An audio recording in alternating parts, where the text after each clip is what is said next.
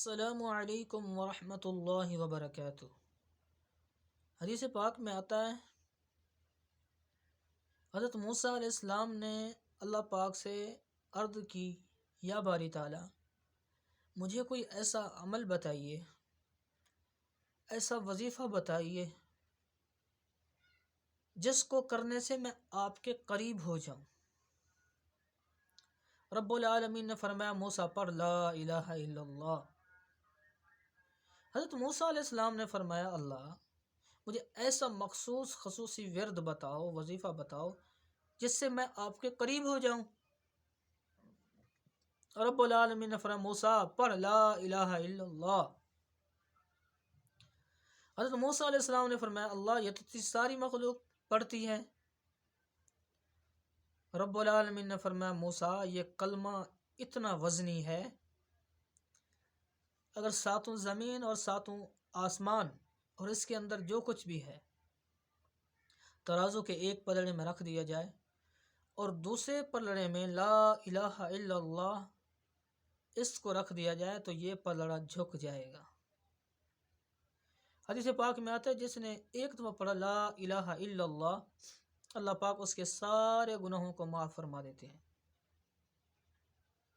اور اس کے نامہ اعمال میں 4000 نیکیاں لکھ دی جاتی ہیں۔ لا کی جو تلوار ہے اللہ پاک نے اپنی مخلوق کے اوپر چلائی کہ رب نے فرمایا کہ لا کسی مخلوق سے کچھ نہیں ہوتا الا اللہ، اللہ سے ہوتا ہے۔ لا تمہاری کارکردگی سے کچھ نہیں ہوتا الا اللہ، اللہ سے ہوتا ہے۔ لا تمہارے سوچنے سمجھنے سے کچھ نہیں ہوتا الا اللہ، اللہ سے ہوتا ہے۔ لا تمہاری کوششوں سے کچھ نہیں ہوتا الا اللہ، اللہ سے ہوتا ہے۔ لا تمہارے عہدے ڈگریوں سے کچھ نہیں ہوتا الا اللہ، اللہ سے ہوتا ہے۔ لا تمہاری طاقت سے کچھ نہیں ہوتا الا اللہ، اللہ سے ہوتا ہے۔